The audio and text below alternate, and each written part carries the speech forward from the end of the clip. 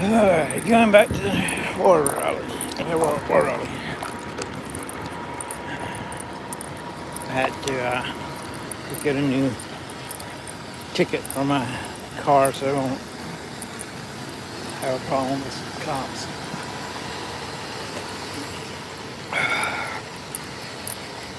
Hello, everybody.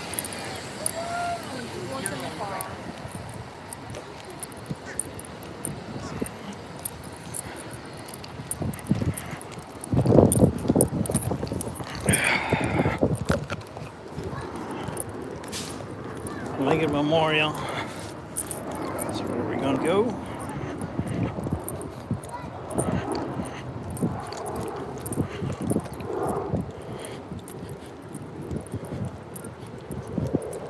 Sunshine State.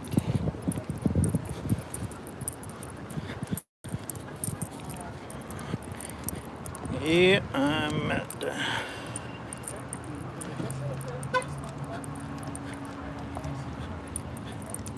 nation's capital. The right over there is the Martin Luther King Jr. one.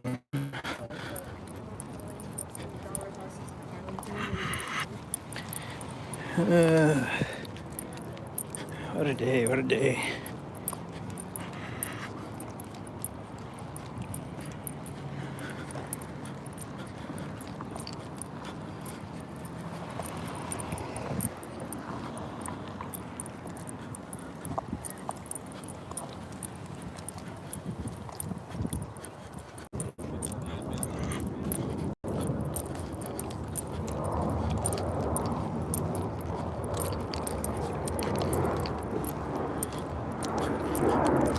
Turn left.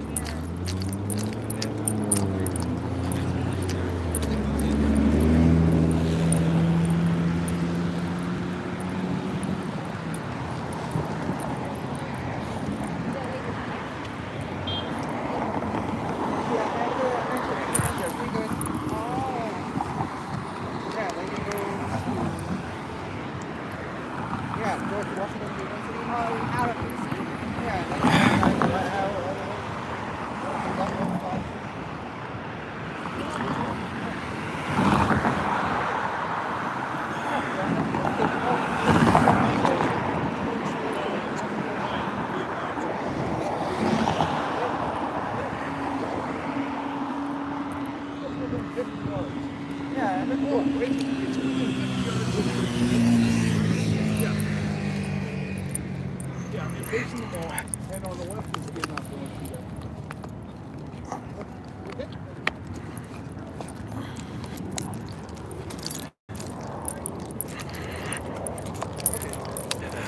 I'll probably catch you over there. Okay, see ya.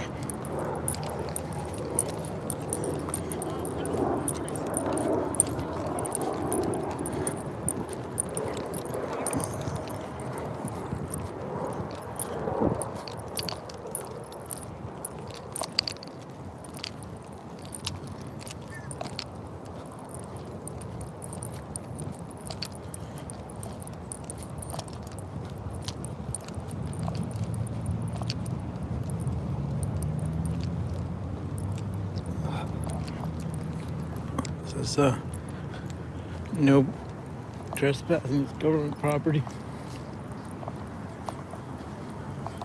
I'm not sure what kind of building it is. Turn left.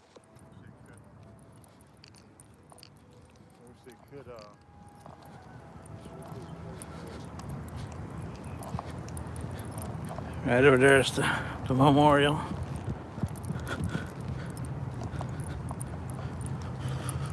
Whew.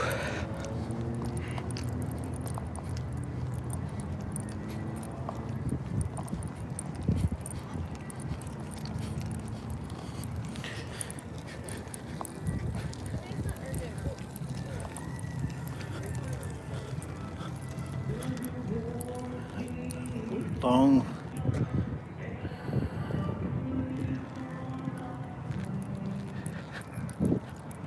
plane coming in to land.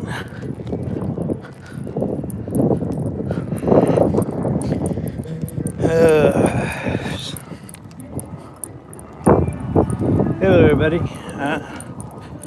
The van is up ahead. I had to walk over to get a new parking pass in my car.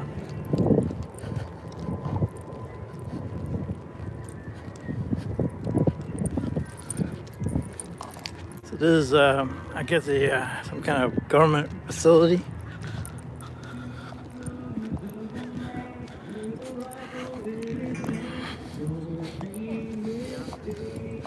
It's true. Coming in 2022. Well, I guess it didn't happen.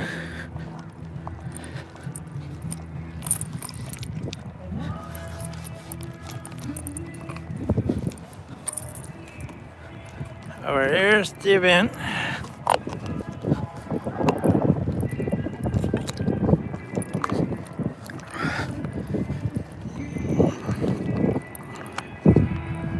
Hey everybody, how you doing? There comes another plane.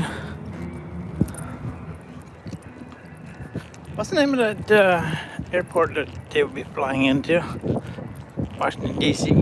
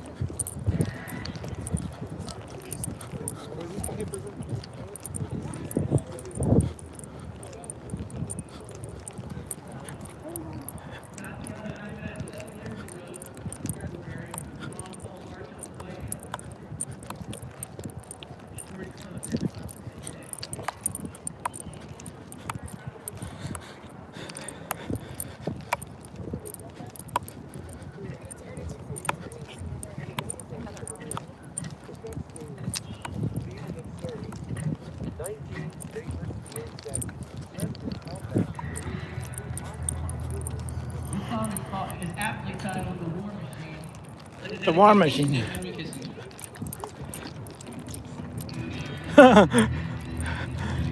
They're dedicating a song to Andrew Kissinger.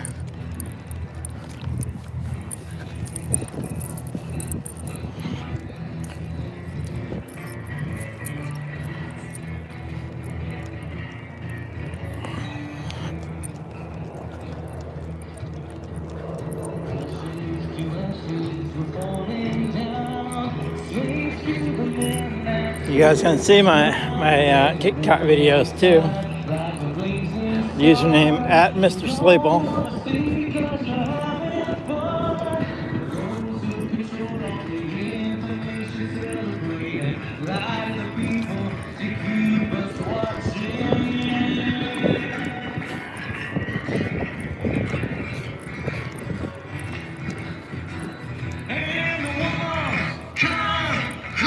Turn right.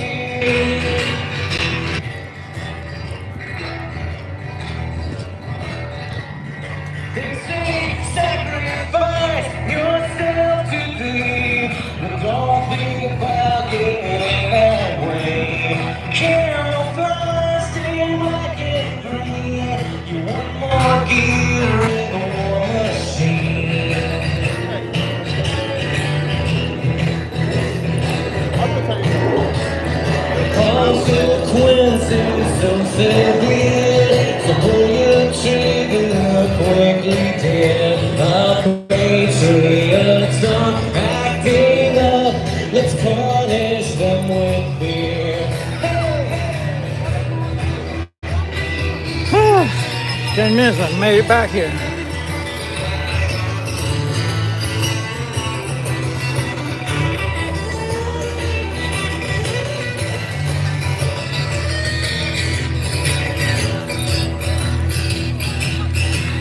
And the walls come crashing down as parades and spades march on your town. They count your votes, they bought the dream, paid in full by the war machine.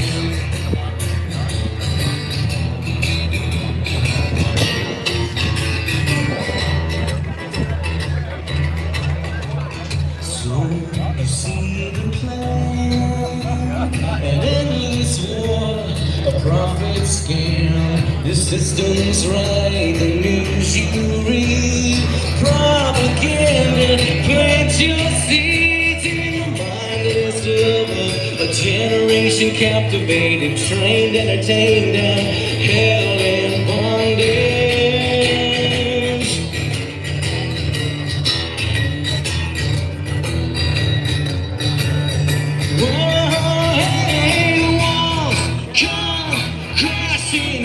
Like a plague, they will blame it on our sins. The choice is posed by men unseen. Give yourself to the war machine.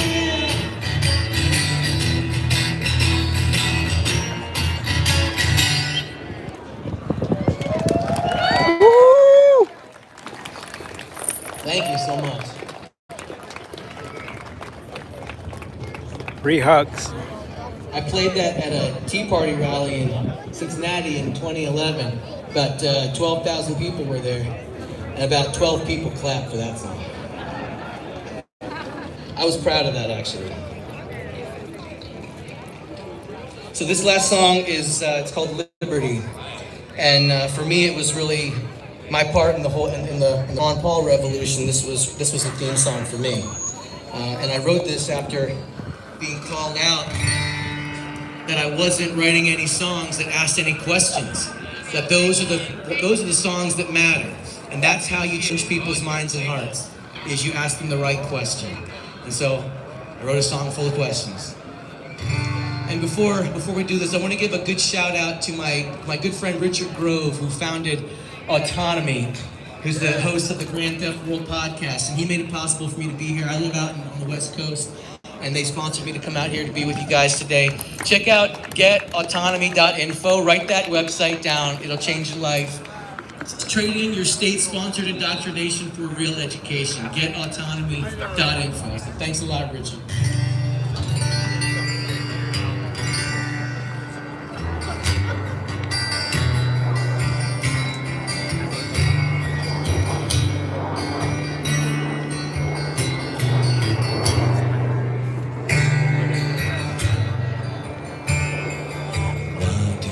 Sit down when all Yeah, if you have any and why do we back down at the critical moment, like running away from the waves of the ocean?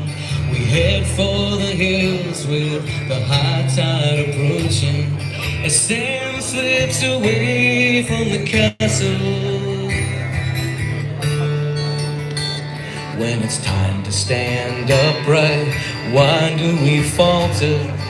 Placing our freedom on the sacrificial altar. We hold tight to our fears and defend our oppressors as we fight for their lives and become the transgressors.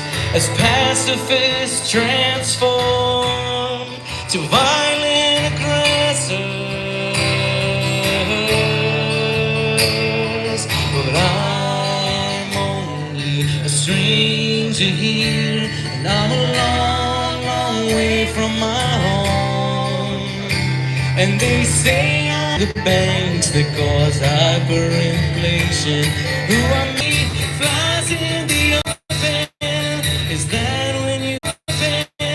Is that when you finally tear again and tear up our constitution, and from every direction we cry revolution, standing together without permission, soldiers for truth in the war of attrition, the love of our children is our ammunition.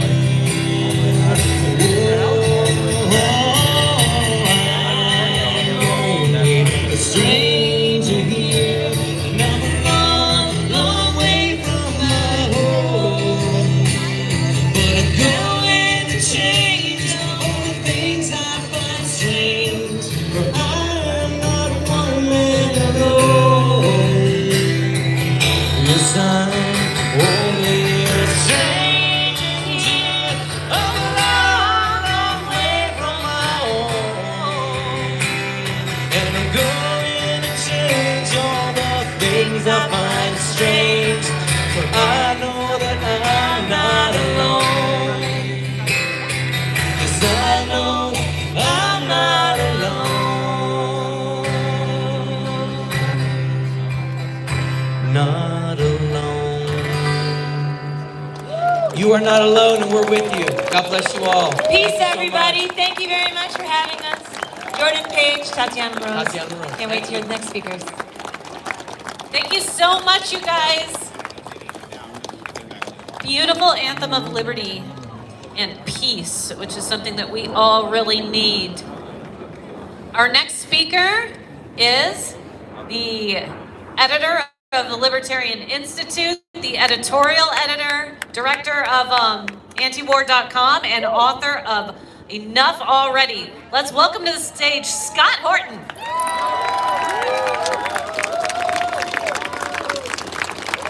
Thank you so much, Scott. Thank you. Hi, everybody. Thank you very much for coming out today.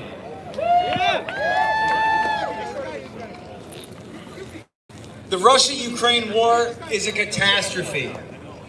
There's a very real risk that the war could grow out of control into a major power conflict between NATO and Russia. A war which could kill billions of people. We demand a ceasefire and negotiations now.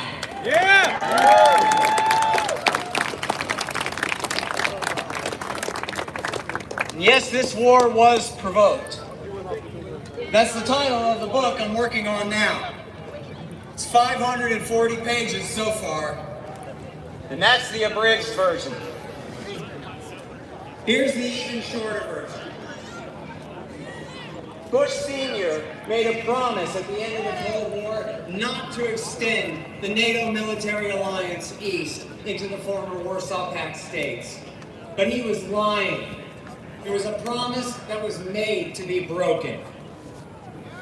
When Bill Clinton came in, he inflicted a policy called shock therapy on the Russian economy, which absolutely destroyed it and led to the deaths of millions, literally millions of excess deaths in the 1990s. He also rigged the election of 1996 to prevent the people of Russia from throwing out Boris Yeltsin, who had helped the Americans to inflict this policy on them. He also backed bin Laden's Mujahideen in Bosnia, Kosovo, and Chechnya. And he expanded NATO in 1999, bringing in Hungary, Poland, and the Czech Republic. Yes, good. The great Ron Paul, congressman from Texas, at the time warned that this would not strengthen NATO, but weaken it by provoking right-wing nationalist ethnic backlash against the new order in Europe. W. Bush sponsored color-coded revolutions in Georgia, Ukraine, and Kyrgyzstan. Thank you. He brought 9 more nations into NATO, and in 2008 at Bucharest promised to bring Ukraine and Georgia into America's military alliance as well. He also tore up the anti-ballistic missile treaty and installed Mark 41 missile launchers in Romania and Poland, which are dual-use launchers that can hold Tomahawk cruise missiles, which can be tipped with hydrogen bombs, violating the spirit of the INF treaty. Barack Obama did a lot of things, but the worst thing that he did was he overthrew the government of Ukraine for the second time in 10 years in 2014 in the phony Maidan Revolution, which was really a coup accomplished by no fooling Hitler-loving Nazis on the ground. Now, Donald Trump came in and was falsely accused of being a pro-Russian traitor. So what did he do? He poured hundreds of millions of dollars worth of arms into Ukraine to prove that it wasn't so. He sent more trainers and added more sanctions on Russia. And whether he was in on it or not, his government tried to overthrow the government of Belarus in 2020. He also increased naval exercises in the Black and Baltic and Oshkosh Seas and Air Force exercises over Europe. He also, on his way out, Donald Trump tore up Ronald Reagan's great achievement, the Intermediate Nuclear Forces Treaty of 1987, and George Bush Sr.'s great achievement, the Open Skies Treaty of 1992. Joe Biden has been bad on every bit of this the whole time.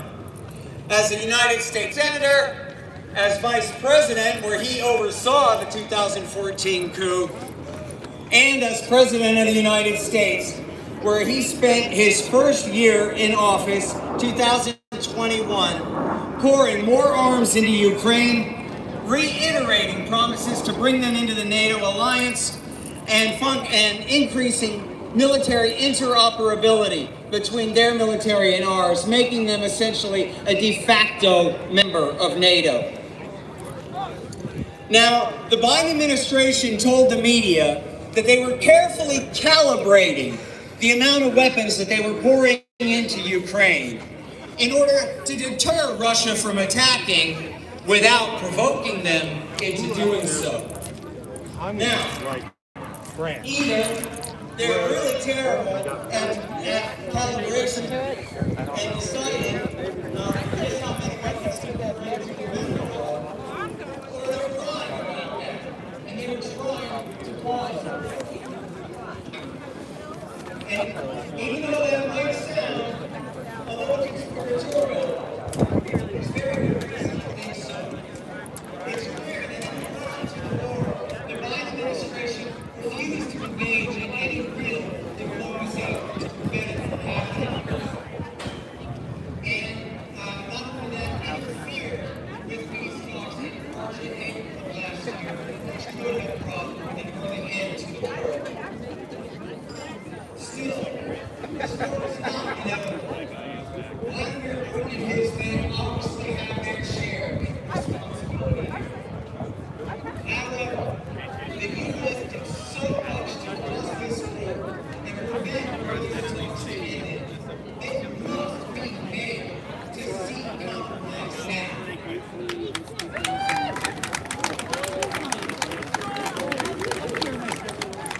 Chairman of the Chiefs of Staff Mike Mullen and the current Chairman of the Joint Chiefs of Staff Mark Milley have both said that it's time for Ukraine to put this war warrior behind before they get too much further behind. Officials told the Washington Post 2 months ago that they understand Ukraine cannot win this war. They just want to prolong it a little bit longer before the peace talks. Well, that's just not good enough. They cannot win. They should be talking to end the war now. Now, some of you might be familiar with a study in 2019 put out by the Rand Corporation. It was called Extending Russia.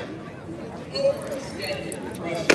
It was all about how to provoke Russia into defensive new commitments in Syria, in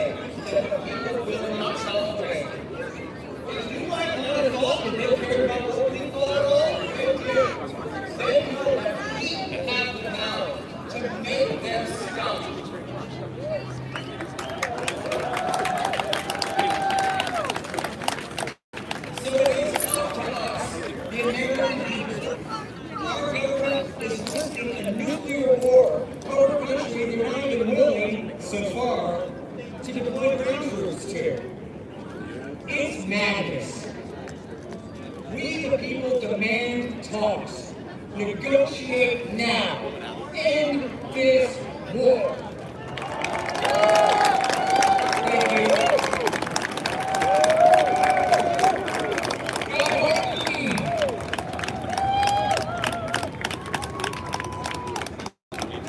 All right, thank you, Scott. Next up, we have someone who embodies the courage that everyone in the government, everyone in the military-industrial complex needs to show. And that is Anne Wright, because in 2003, in the lead-up to the Iraq War, Anne resigned from the State Department. She resigned rather than go along with the Iraq War. That's the kind of courage we need, the kind of courage that Snow showed, that so many others have shown, that has stepped down. And it's a pleasure to have you with us.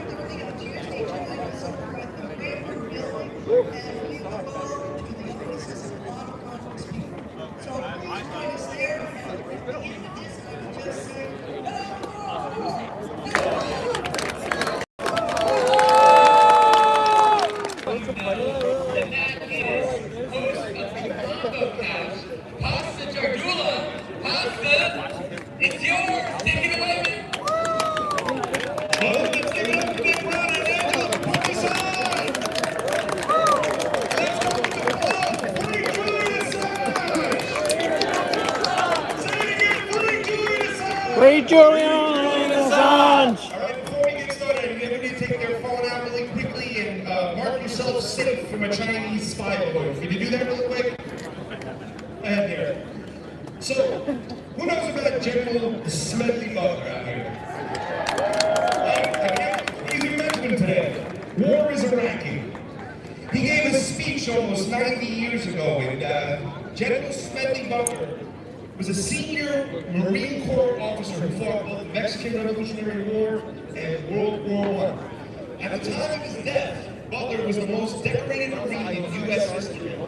During his 34-year career, he participated in military actions in the Philippines, China, Central America, the Caribbean, and France. But later in his years, Butler became an outspoken critic of the wars and their consequences.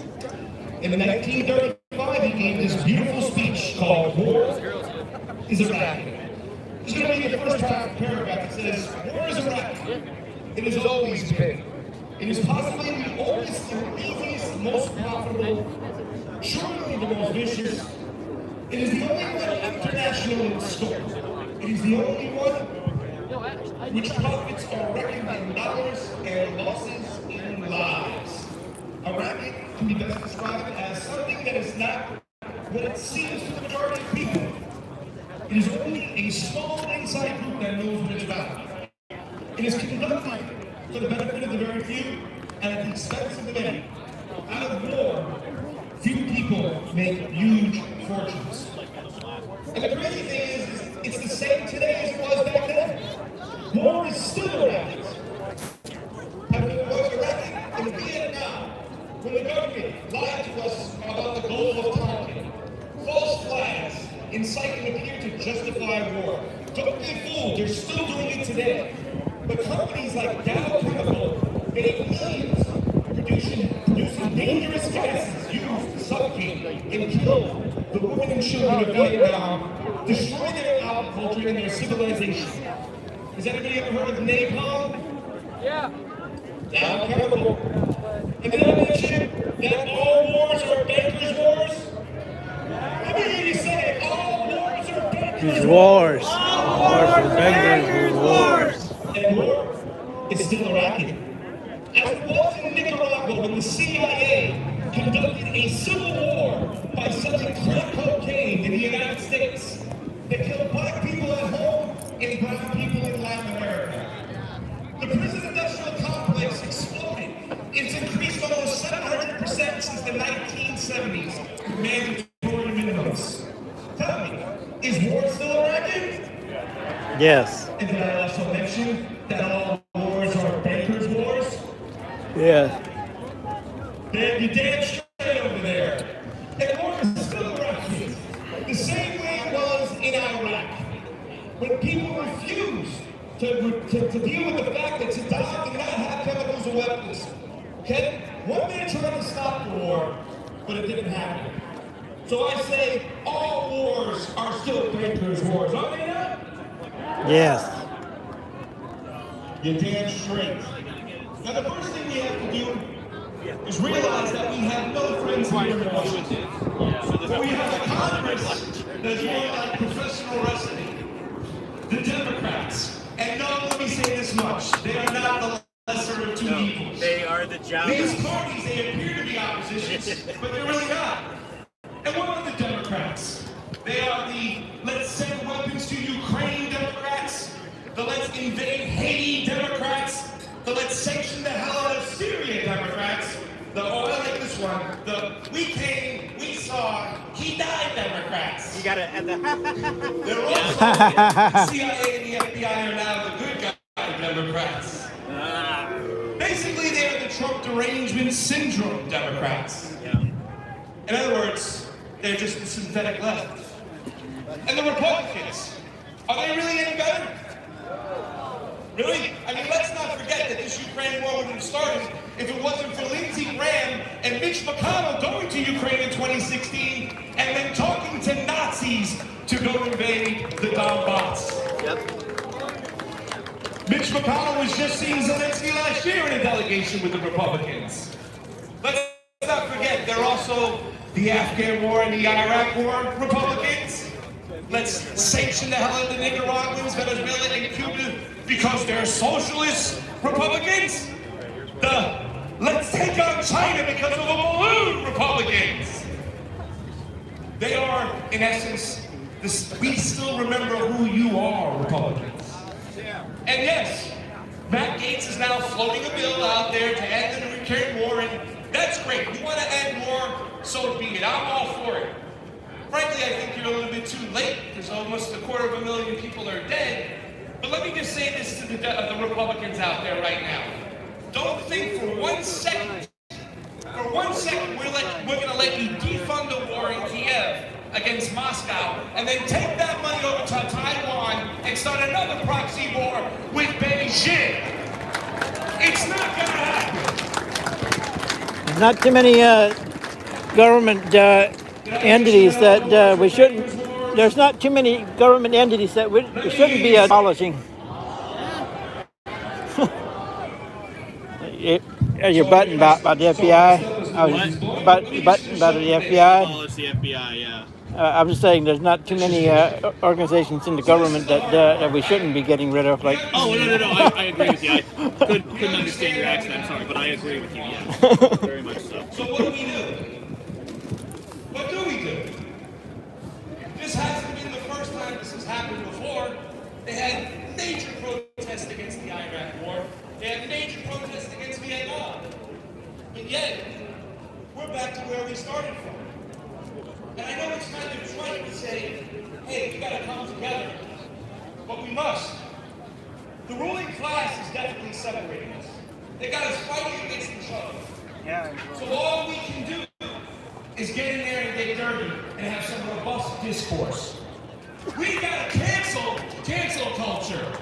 yeah, amen. Woo! Woo! We can't play red team, blue team anymore, because if we do, we'll surely die. So I just want to say thank you for giving me the opportunity to speak here today. Remember that all wars are bankers' wars, and let's do the work. Let's come together, let's love, let's fight back, and let's rage against the war machine. Thank you all so much. Free press, free speech, free Assange. Thank you for that energy and that strong message. Up next, we have investigative journalist Wyatt Reed. Thanks so much for being here with us. Thank you. Thank you so much. What an incredible crowd. You know, it's a beautiful thing to see so many people from so many different walks of life unite today to come out and say it's time for Washington to stop prolonging this war in Ukraine. And it's such an honor to speak alongside so many incredible anti-war figures. People like Dennis Kucinich, Ron Paul, people who've been, let's hear it for them. These are people who've been working to bring an end to endless war since before I was born. And today we're here to make sure our kids don't have to do the same thing tomorrow. The thing about war is that in America sometimes it can seem so abstract to us, like it never hit home here. But it can, and it does. You know, I grew up in Southwest Virginia, down the river from the Bradford Arsenal, where all the propellants used in American rockets and artillery shells are produced. And every month they burn the explosive waste and they dump that sludge into the New River. So, when I grew up, we just got used to the fish in the river with tumors that were bigger than their heads. We got used to our dad's buddies dying in unexplained explosions. We got used to our friends getting thyroid cancer in their late 20s.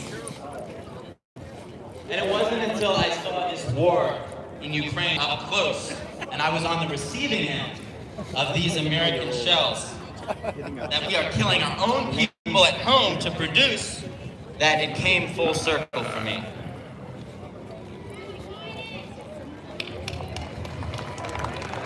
Thank you. When I was asked to speak today, I knew immediately what I wanted to talk about, and that's the time I spent reporting from the Donbass. How do you feel about custody? Because for close to a month, I got a chance to see and experience for myself exactly what those people have been going through. And not just since last February, but for 9 whole years. Nearly 15,000 people in these autonomous regions were killed before Russia got directly involved in this war last February.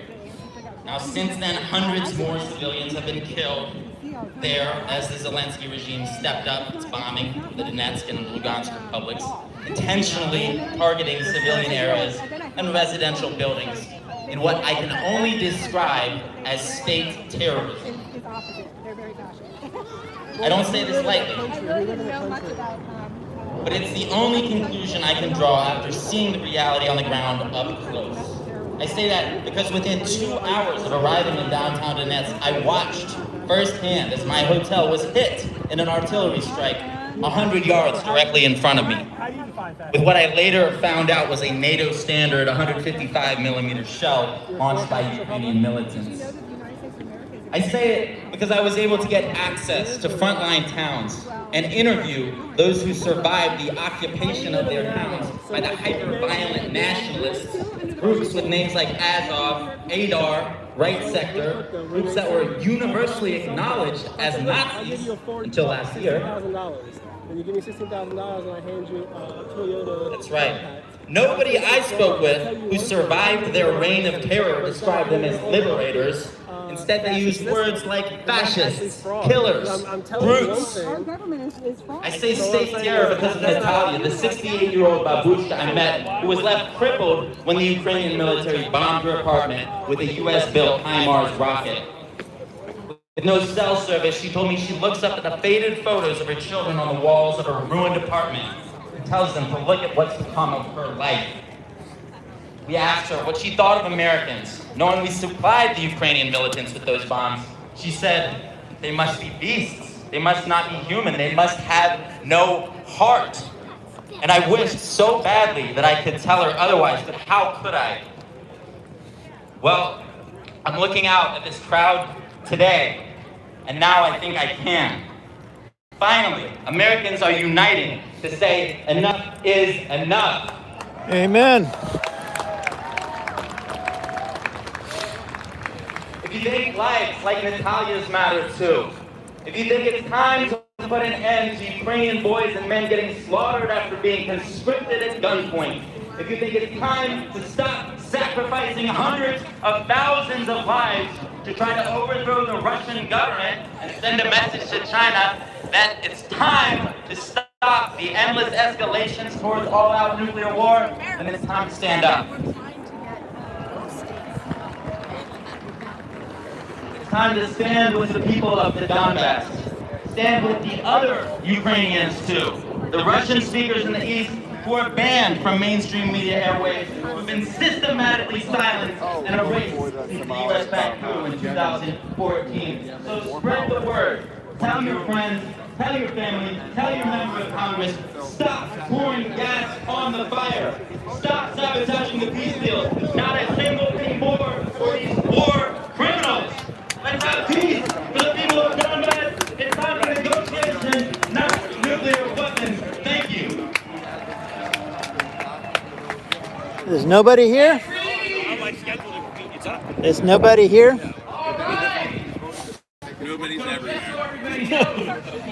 There was a guy that actually changed his name legally to nobody. Yeah, and then we're screwed. We're going to march to the White House. These are all libertarians.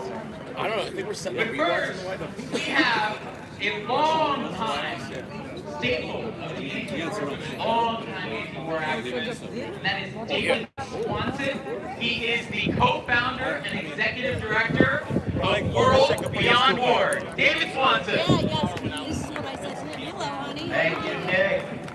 I want to say thank you to everybody here today. So my name is Lynn. We have an online medical cannabis collective.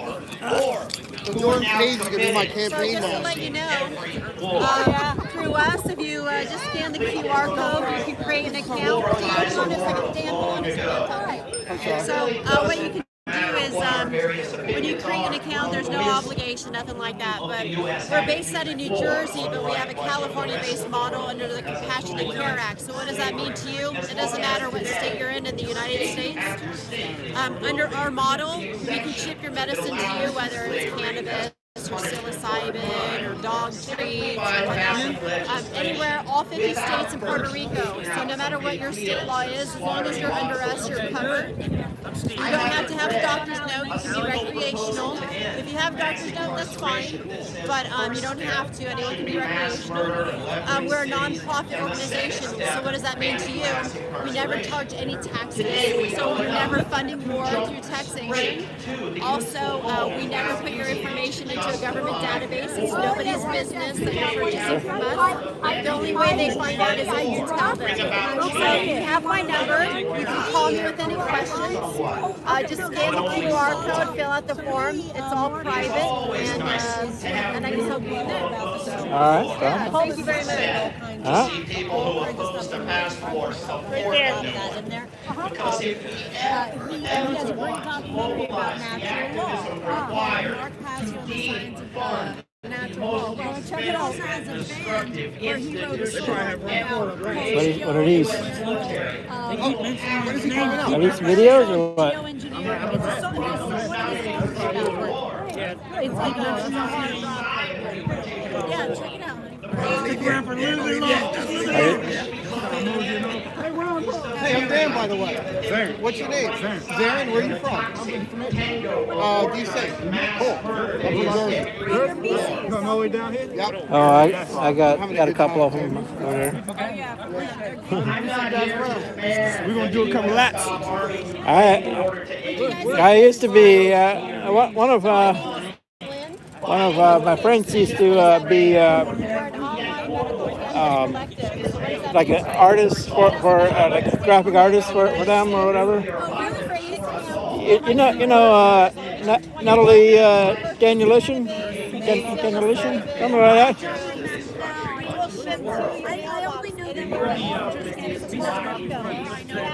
Well, the Mises Institute, my friend Natalie Fawn Danielishon, she worked for him as a contractor, and she now has like 60,000 followers on Twitter. She does, yeah, she makes memes and stuff like that. Yeah, I only have 6,000 myself.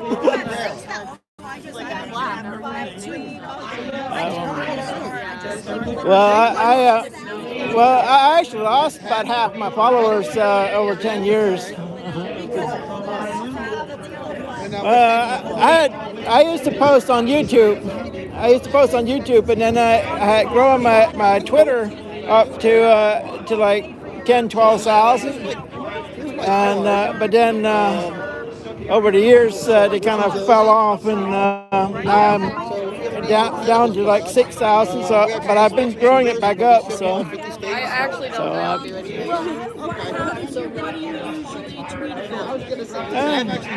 I've been responding to people mostly, but I used to do YouTube. As I said, I have All right, well, thank you. 8 million views on YouTube, and 'cause I grew up Amish, and mostly I used to talk about the Amish. I grew up Amish. So. Oh wow, yeah, I'm very close with some Amish. My friends, Zook, he is one of the people that started selling raw milk to us, and then the FBI was trying to not let him sell it over state lines. It's so crazy. But he had cancer, and then he stopped using all pesticides. So let me tell you about one's this card. Oh, check out. He's kind of a whistleblower. He became acquainted with some pretty bad people, and then when he was rebelling against all the lies and stuff, and then he found out, he thought, okay, it's a selfish thing, whatever. But then he found out that how they were getting together to work for control over others, and decided that's not what he signed up for. He studies everything. He studies Colorado. Oh, yeah, he's in South Korea. Well, she died about almost 5 years ago, but It looks like she lived a long time. yeah, it was she was 81, and Oh, good. So, I mean, not good, but that's so good. My mother died when I was 30. She Yeah. was 50. Yeah. So 81, that's good. She's Yeah. she's beautiful. Yeah. My dad died a few months ago, but my mom died about 5 years ago. That's what happens when we get, like, you're younger than me, but when you get my Yeah, age. I was actually, like, I'm 43 now, but my mom was about 43 when she had me. So. Oh, 43, good for her. You guys have a good life force. I was the youngest of 11 kids, so. Wow, she did have a good life force. Your family has a good life force. Well, the Amish generally do have a lot of kids, but. Yeah, that's true. That's true. Still. So it also becomes even nowadays. It shows that a lot of kids have a lot of kids. So what you see in Puerto Rico doesn't What's the name of that airport that? Generally, from what I know, everything's fine. Even the post office Generally. I mean, I've. Thank you. I'll give a couple of these cards to people. Oh, thank you. Where are you from? Sorry. Where are you from? I live here in D.C. I'm from Ohio. How did you find Mark's stuff? Huh? How did you find Mark's stuff? No, years ago I've been. He just resonated with me. What part of? You see stuff that resonates or it doesn't. Resonated with me right away. What part of Ohio? I mean, I wish he'd have a steak, but. I wish he'd have a steak, but. Hey, dude, he was a giant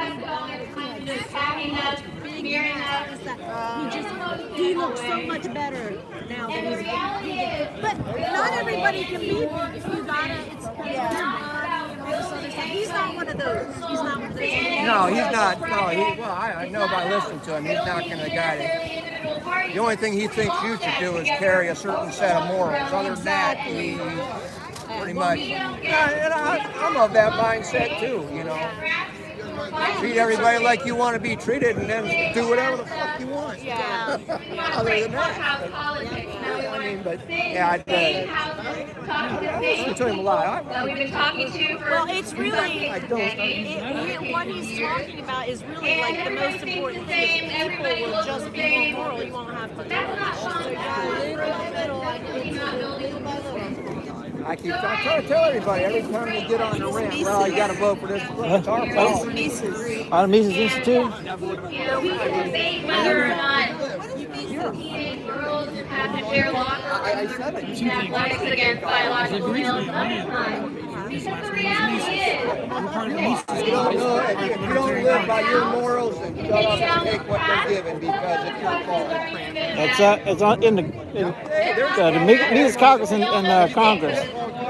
When my kids were in school, I didn't pay attention to what they were being taught. Now, Well, there's a Mises Caucus in Congress. By the way, that's I love what we did with the Mises Caucus, taking over, making it libertarian again. And then I was telling them about we have a free market model in Canada. Yeah, we don't support. You know, he actually ran back in like '88, was it? Well, I think yeah, that's what the Republican side, but I think it was '88. That's what I'm saying, something like that. Sometime in the '80s. Hey, sir. Hey, you gonna join the Mises Caucus? Oh, hi. Cool. You always see there. Awesome, man. Check out Mises.org and New Jersey. Yep. You know these geniuses? Yeah.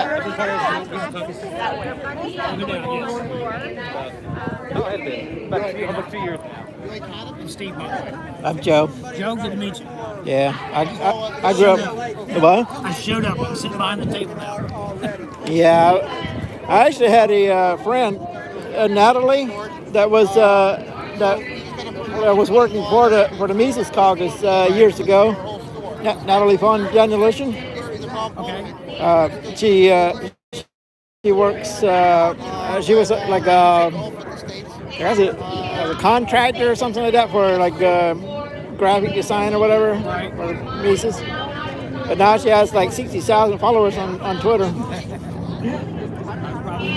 What? I probably know her. I just don't know a whole lot of last names.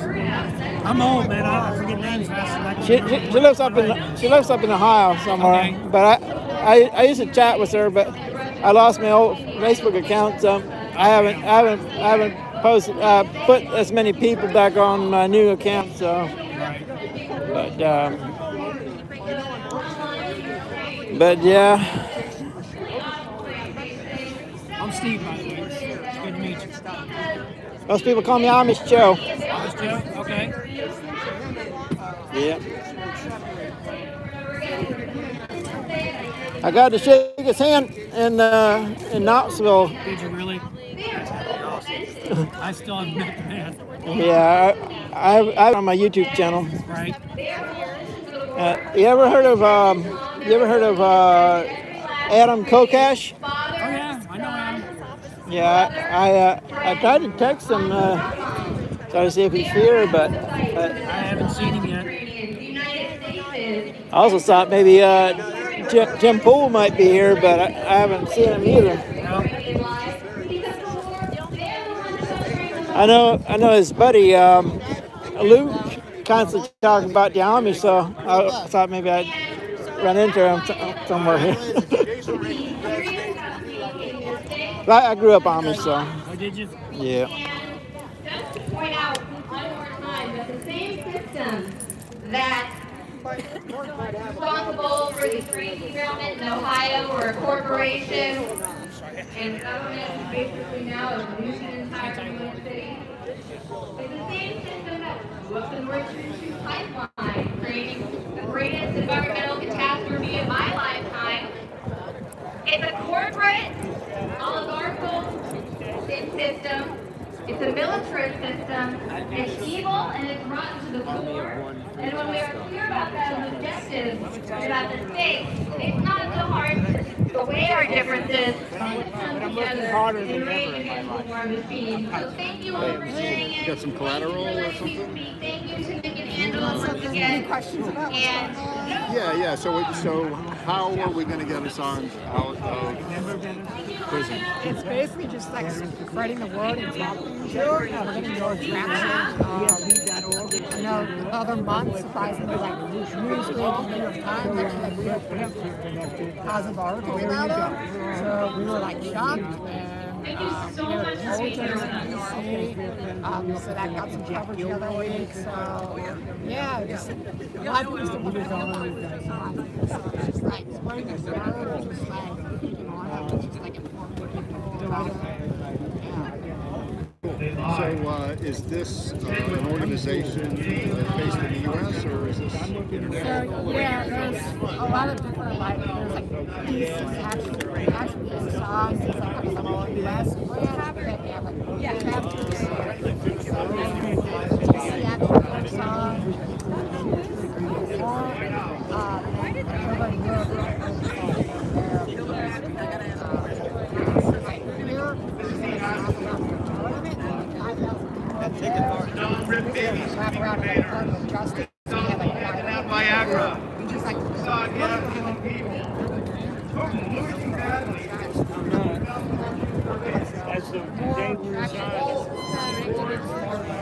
And if I get them alone, I mean, there's a lot of other stuff, but that's the main thing. That's how they weed out who they don't want. You know? Yeah. Yeah, a lot. I have a few friends that ran like John. I already got one. Thank you. We gotta get such a. Yeah, I already got it on.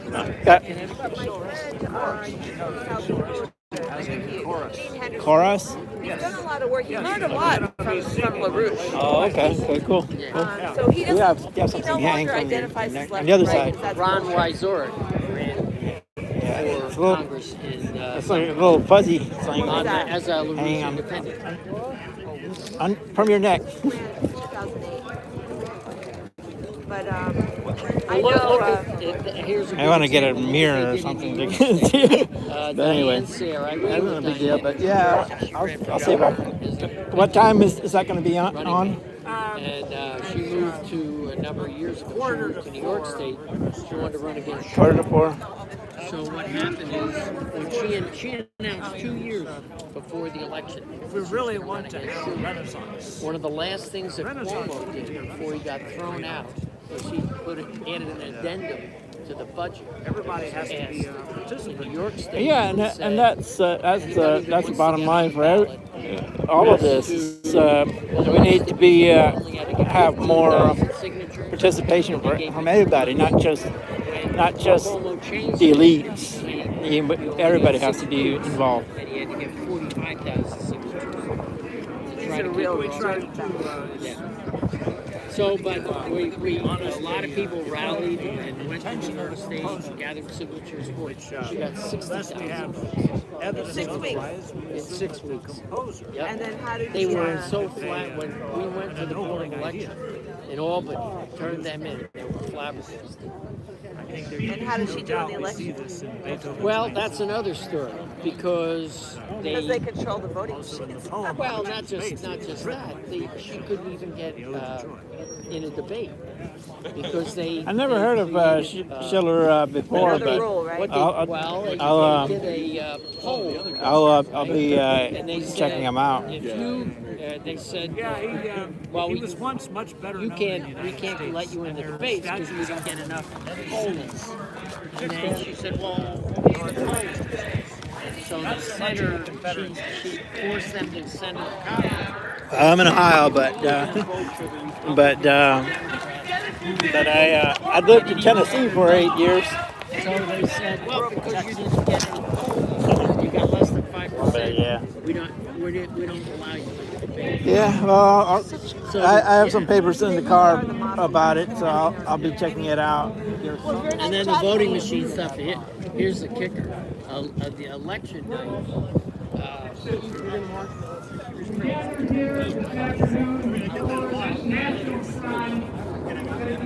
National healing. It's perfect so you can actually compete on a free market and have lots of doctors. So the doctor wasn't subsidized by the state? Just got $12? Yeah. You're not Wow. First of all, Elon Musk doesn't require an income. He felt good about it. You feel good about it?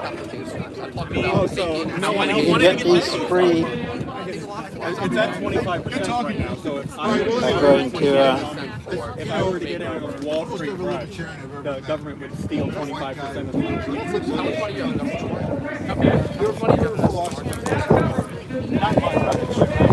if I got in on the Wall Street bank, I didn't mean to like insult the amount of money. I just meant like have a little $5,000. yeah, it was really like the but if I had gone in on the Wall Street thing, the government would be stealing 25%. If you made like $5 billion, yeah, the government would 25% of what you made. Yeah. People who would be If I made 100,000, they would take 25 grand. You're worried about Government was. They weren't trying to bring people together.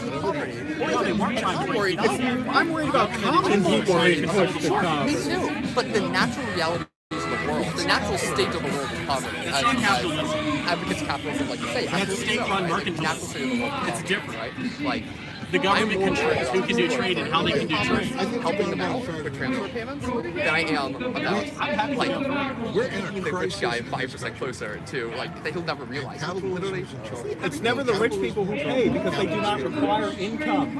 They can make their income right, zero. that's why we should tax capitalism. I mean, in that way, we won't have that. They're not going to go through Actually, I would be a fan. I'm a Complains capital that gains tax Elon a little more Musk got efficient the than bid income with tax. NASA, I would. and then he complains hard enough, and then he gets the bin himself. I would jack up the property tax all the way and cut the income tax in half. That's the most impoverishing thing. But you know, like,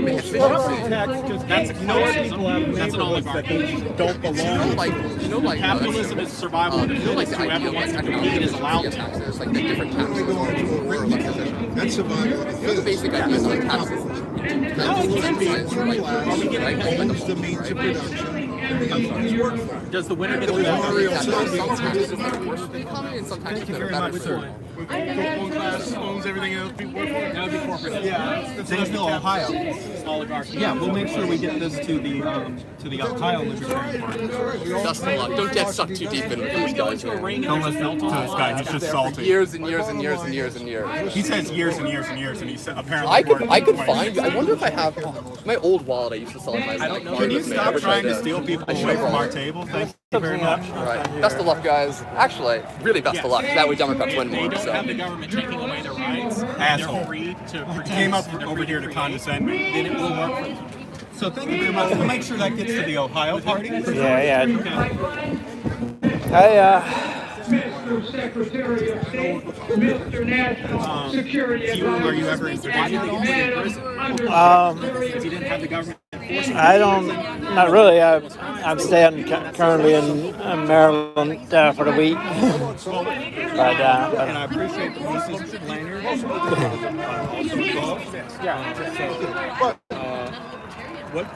What was your name again? Joseph? Yes.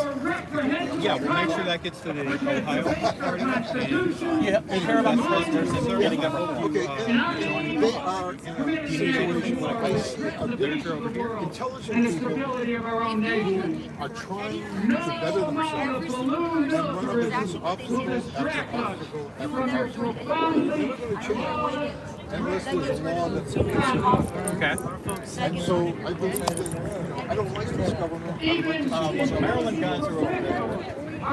Trump Rock Libertarians are next to us. I don't know where. And have lost trust in your ability to organization. Yes, you want to hold Russia to account. That will ultimately be up to the Russian people. But it is up to we, the American people, to hold you to account. To affirm that we are a nation of laws, not of men or women, to hold those in high office to the highest of standards of national and international law. If we fail to do this, we have only ourselves to blame, while our government descends into depravity and tries to frog march us directly into nuclear war. Why are you engaged? Under the pretense of national security. Our government's aggressive nature has alienated nations of the world and causing the withdrawal kind of that with long-term implications for the value of our dollar and our financial security. Our government has ceded ourselves to the World Trade Organization to the detriment of American industry and American workers. It has ceded our national sovereignty in matters of peace to the North Atlantic Treaty Organization, which prefers military escalation of peace and is content, together with this administration, to use the good, courageous people of Ukraine as pawns in a vicious and deadly geopolitical conflict well before the illegal Russian invasion. It's now planning to do for the people of Taiwan what it has done for the people of Ukraine. Portraying China the aggressor while surrounding China with about 200 military bases. At home, our government has supported devastating gain-of-function research, which loosed the pandemic across our land. It has perverted social media to suppress legitimate debate over COVID policy to the detriment of the health, welfare, and the will of Americans. And it has enabled the federal government law enforcement to be weaponized against political opponents and has injected itself into social media organizations to impose political and ideological censorship in a manner characteristic of totalitarian rulers, attacking the patriotism of those Americans who dare ask questions. Such a government is neither deserving of the trust of the American people nor worthy of our tacit consent to make decisions in our own interest. This passage from the Declaration of Independence is compelling. Quote, that when any form of government becomes destructive to these ends, it is the right of the people to alter or abolish it, and to institute new government, laying its foundation on such principles and organizing its powers in such form as to them shall seem most likely to affect their safety and happiness. We must change this government before it destroys our nation. We must change the way we are governed, insisting upon a government dedicated to peace.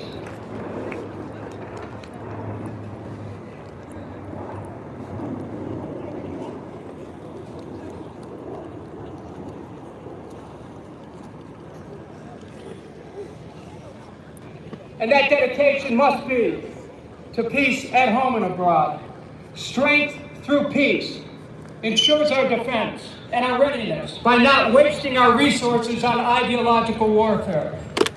I speak not as a partisan, but as an American who believes we are being led to the brink of annihilation by individuals lacking in self-control, obsessed with the exercise of global power, and incapable of invoking the power of nonviolent persuasion. As a congressman, I warned America about going to war after 9/11. I led the effort against the Iraq War together with Ron Paul and saw the lies that took the lives of at least 4,491 American men and women, cost this nation more than $3 trillion, laid waste the country of Iraq, killing at least 1 million innocents, all because our leaders lied about Iraq and weapons of mass destruction and provoked great fear across the land. For fear is a weapon of mass destruction. Hatred is a weapon of mass destruction. Our nation used to lead the world in making steel, cars, and ships. Now, we lead the world in making enemies, confusing defense with offense, aiming ourselves to the teeth, spending trillions of dollars to advance an aggressive empire through the promotion of war. Love of peace binds us. Love of temple and mosque binds us. Love of work binds us. Love binds us all in a union of hope. And as we revive our oneness as a nation, we proclaim the deeper meaning of our first national motto, E pluribus unum, out of many, we are one. It is then we can truly unite with the rest of the world. For human unity is the ultimate truth. We are interconnected and interdependent with people everywhere. And as nations strive for self-sufficiency, so too they must strive for cooperation. It is human unity which will save our planet from destruction and enable us to achieve a heaven on earth. It is the realization Dennis that we are all speaking. created equal and entitled to self-determination and self-fulfillment, individually and collectively. My fellow Americans, this our country, this land we love, to whom Americans pledge allegiance, must in turn pledge its allegiance to we the people, allegiance to truth, to one nation, under God, truly with liberty and justice for all. Let us proceed then by these words from Lincoln's second inaugural, with malice towards none, with charity for all, with firmness in the right, as God gives us to see the right. Thank you very much. Thank you so much. Up next we have former member of Congress, Tulsi Gabbard. Give her a hand. Gabbard is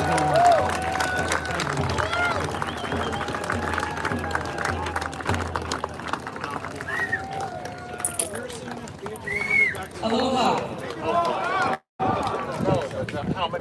Early one morning on a Saturday and a beautiful day like today, January of 2018, over 1 million people across the state of Hawaii woke to their cell phones buzzing radio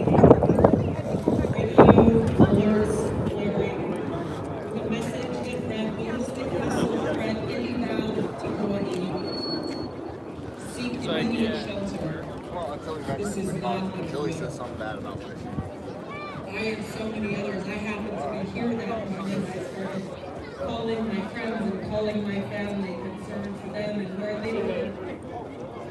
But just as you here might imagine, if we all got that alert at this moment, so too did people all across the world start to ask themselves the question, where is their shelter? Where do I go? Where do I take my children to be safe, knowing that there is an inbound missile to Hawaii with a nuclear warhead and we have just minutes to live? We have college students at the University of Hawaii sprinting across campus trying to figure out where they could possibly go to get shelter. A father who lowered his little girl down a manhole, thinking that may be the only place she may be safe, and telling her goodbye, I might not see you again. I heard after from a father who had one kid in town on the island of Oahu and another child on the other side of the island, and himself in the middle trying to decide which of his children he might spend the rest of his minutes with. An impossible decision for any parent to make. Countless others shared their stories of their panic, cowering in the bathtub with their kids, trying to understand. They're telling us to seek immediate shelter. Where do we go? And experiencing that harsh reality. That was true for us in Arizona in 2018 as it is for us here today. There is no shelter. Our leaders failed us then, and they continue to fail us now. Those people who work in our nation's capital eagerly continue to escalate tensions, eagerly wage new Cold Wars, understanding that if there's a nuclear attack, yes, they will be okay in their bunkers, but they literally have plans to be able to continue to wage wars from their bunkers without any consideration for the rest of us and the destruction and incineration that their wars will cause. This is ultimately the thing that caused me to run for president in 2020, because I saw where our leaders were taking us. I saw the dangers of where this new Cold War and nuclear arms race would eventually lead. Whether intentional or accidental, there is only one destination for such wars, and that is a nuclear holocaust. I made it clear then that it's the central issue of our time, the most important issue facing us. De-escalate tensions. We will wait for this new Cold War. We will continue to rapidly towards nuclear agreement. A new Cold War with Russia, a new Cold War with China, and therefore racing towards nuclear war. Now, for those of you who remember that election, this issue was not important to the media. They refused to talk about it. They refused to raise the question in debates. There was no other candidate willing to talk about this issue. It was not important to them then, and it's not important to them now. And so here we are, 2 short years later. What I warned about then is now our reality. This proxy war that we're fighting against Russia right now. Well, his views are a little bit different than mine, you know, but the United States, NATO, and Russia. A country that has more nuclear weapons than any other in the world. Now, anyone with a little bit of common sense knows that a Cold War can very quickly turn into a hot war. So when you're waging a hot war against a nuclear country, it's just a matter of time. I don't like her. I'll defend myself. At any moment. And here's the insanity of it all. We have talking heads on TV, we have politicians, we have very powerful people here in the United States, all around the world, speaking with a straight face of, if we start World War III or when World War III starts, here's how we're going to fight this. That if Putin decides to use tactical nuclear weapons, here's what we're going to do, and still such a war as we want. It cannot be won. World War III cannot be won.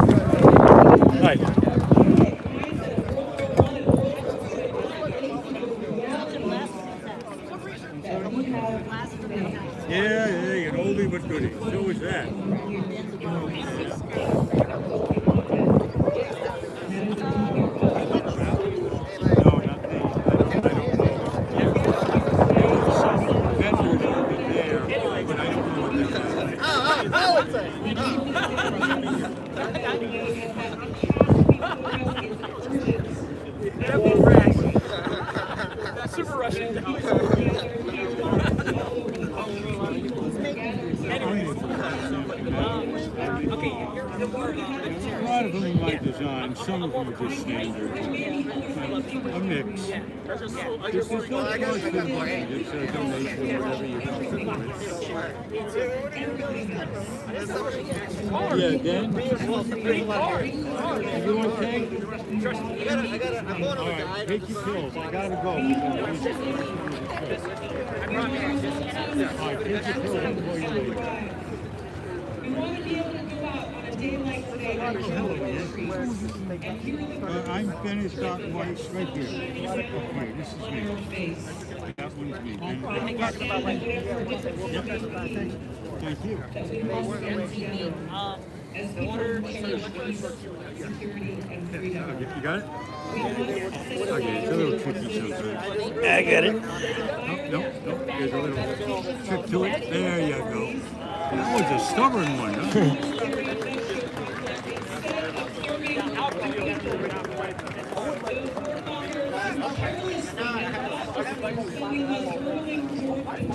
Tulsi Gabbard is still speaking. What is that?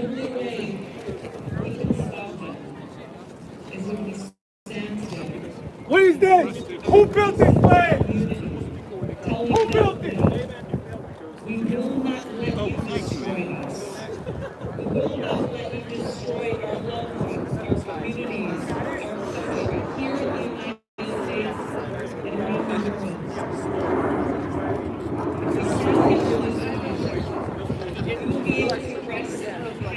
I wish there was a way to get Ross Ulbricht out too. Ross Ulbricht. I'm not sure that I heard you correctly. Ross Ulbricht. What's that? You know, the guy that got in jail for life for drug war. Oh yeah, I know what you mean. Yeah. It's terrible, yeah. There's a lot of people that should be free. A lot of them. Yeah. Who are we? Where are we? What is that? What's the thing say? I'll be poisoned. Thank you. What do you think of the event? Where are we? Yes. I had to stop by because I was only half an hour away, so I had to come over. I came from all the way upstate New York. Well, I'm from Ohio, but being I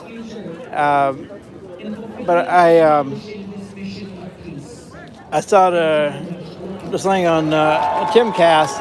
I saw it's all about this on Timcast. Oh yeah. And so I was like, well, I'm just hop, skip, and jump. Hey, you're close enough, right?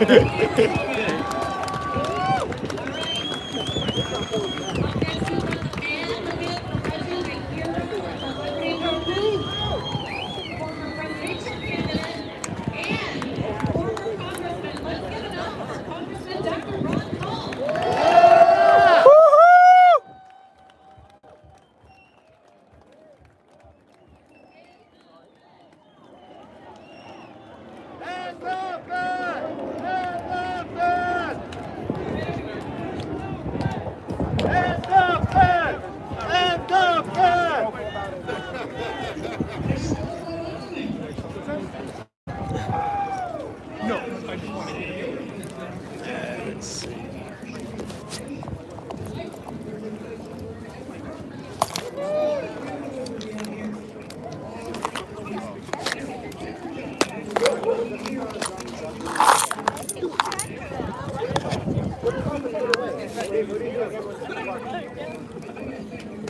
Oh, okay, man. What's that? Oh, I didn't know that. Thank you. Yeah, I thought you were fist bumping. Thanks.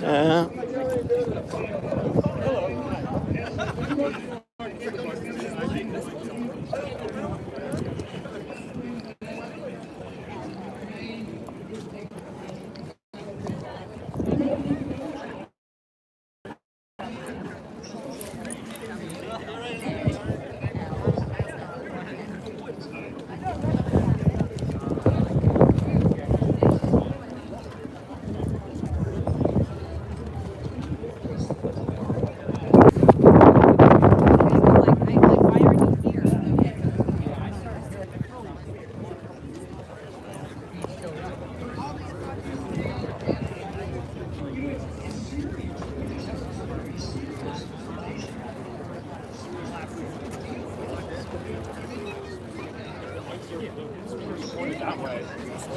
Walking so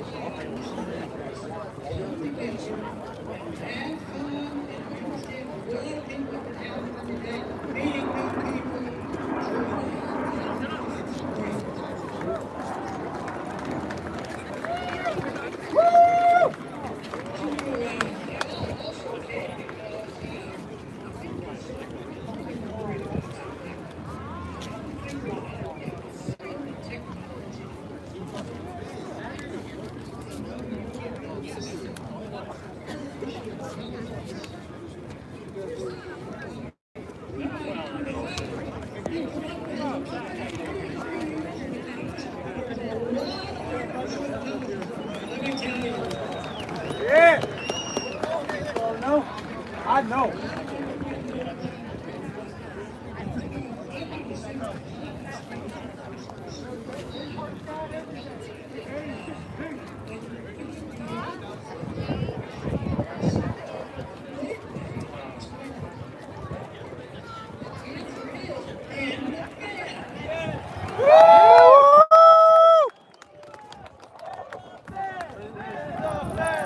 And the fit. The fit. And the fit. And the fit. The fit. You know how these things go, though, man. It's like.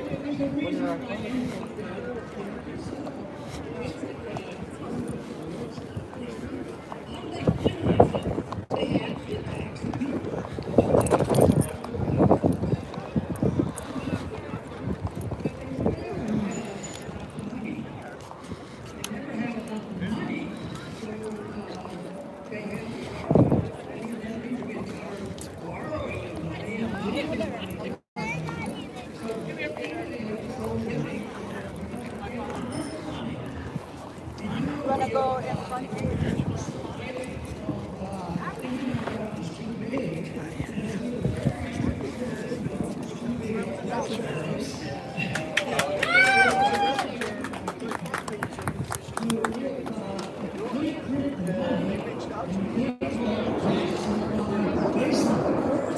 Stealing the wealth of the people, undermining the middle class and the poor, because that's who really pays for this.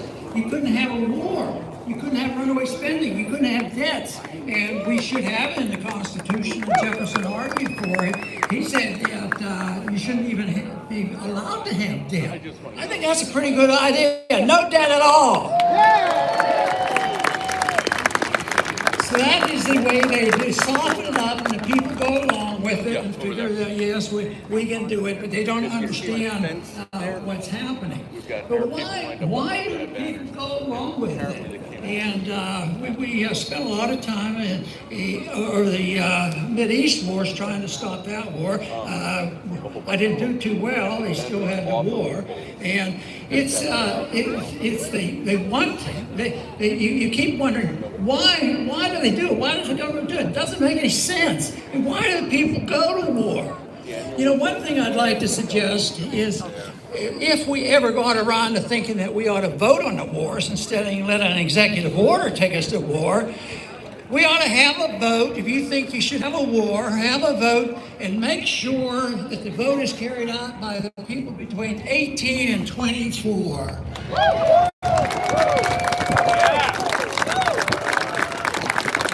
That is the group that gets punished the most, and the others could recreate the wars.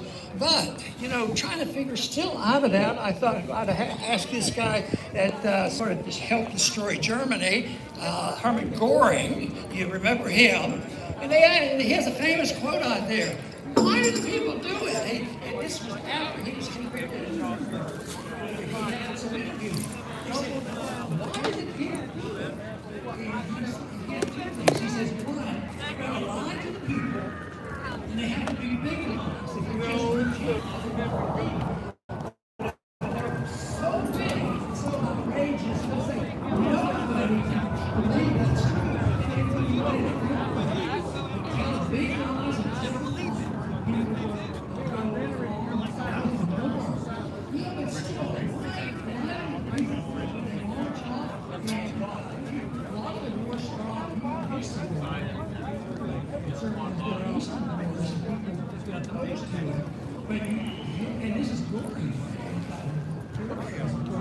He said, scare the little daylights out of the people. Tell them they aren't patriotic and they aren't for peace. And embarrass them. He says it works every time in every system of government in every country. Just scare the little daylights out of the people. You know, I think that type of analysis applies to war, scare people, patriotism, and other pictures. Many people in this audience have receiving him of that type of thing. Oh, you're not for the war. Which had campaign turned out that they were accusing me of being unpatriotic. I wouldn't support the war. I wouldn't support the troops. Well, when somebody came up with a statistic that showed that Ron Paul had the most donations from the military.